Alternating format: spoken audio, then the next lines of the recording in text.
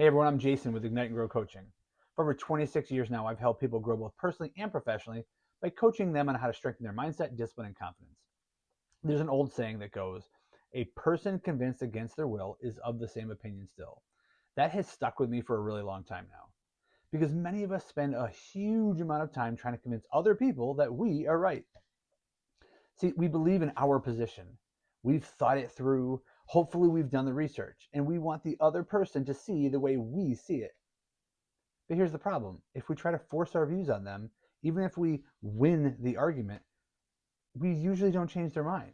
At best, they agree with us just to end the conversation. And at worst, they completely shut down because no one likes being forced. And when someone feels pushed, they resist. So the goal shouldn't be to demand agreement. The goal should be to create understanding. And that starts with something simple, but not easy. Actually listening. Not waiting to respond, not trying to prove a point, but genuinely listening. Trying to understand how they see it, why they believe what they believe, what experiences led them there. Because here's the truth, and we have to accept this going in. There's always a chance they have a point. Maybe not the whole picture, but at least something worth considering. And if we're not open to that, then we're acting the same way that we don't like others acting towards us. We're shutting them down. I have an analogy that will give us a different perspective on how to think about this. If a dog gets loose, we don't chase the dog, because if we chase after it, it runs faster. And let's face it, any of us who's ever chased after a dog knows it's gonna almost always beat us. Now, just to be clear, I'm not saying the other person is a dog. I'm just using the dog as a metaphor because it fits well here. In this comparison, we have the fastest and most effective impact if we create an environment where the dog wants to come back to us. We make ourselves inviting. Now, I'm not saying we bribe people into agreement either, but the principle applies.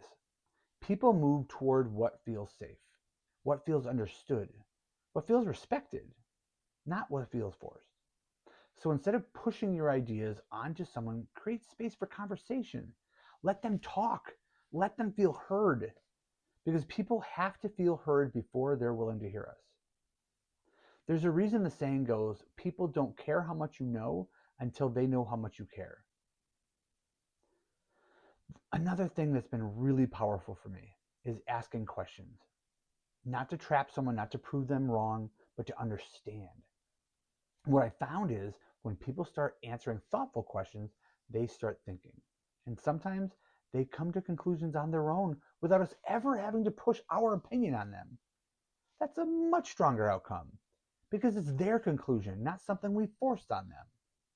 Now, here's the other side of this. Some people don't want to hear anything. They're already shut down. And in those situations, we just have to let them be who they're going to be. We can plant a seed, but that's about it. We can share our perspective in a calm and respectful way and then let it go. Because we can't control their response. We can only control ours. Now, I understand that sometimes the conversation we're having is about having boundaries. Accepting that we can't control people doesn't mean we stop having boundaries. We always have the ability to walk away, not as a punishment, but as protection for ourselves. And actually, if you want to go deeper into boundaries, I actually have another video where I break that down more. But right now, let's get back to talking about communication. So part of this is we can't be emotionally attached to the outcome. If we go into a conversation thinking they have to agree with me, we've already lost, because now we're not listening. We're trying to win, and people can feel that. Instead, we need to go into the conversation calm, grounded, open, willing to share our thoughts, but also willing to hear theirs, and even willing to consider that we might learn something. Because at the end of the day, you're still you, whether they agree or not. And honestly, do you really want someone who just tells you what you want to hear? Or do you want real conversations with real perspectives? Because growth doesn't happen in agreement. It happens in understanding. So if there's one thing to take from this, it's this. You can't force someone to believe what you believe, but you can create the kind of conversation where they might be open to seeing it differently. All right, if this video helped you, do me a favor, like it and follow me for more. Please share this with someone who needs to hear it. And if you're ready for coaching and you want help applying this to your life, visit igniteandgrowcoaching.com to book a free discovery call. And remember, ignite your spark, grow your success. I can't wait to see you in the next video.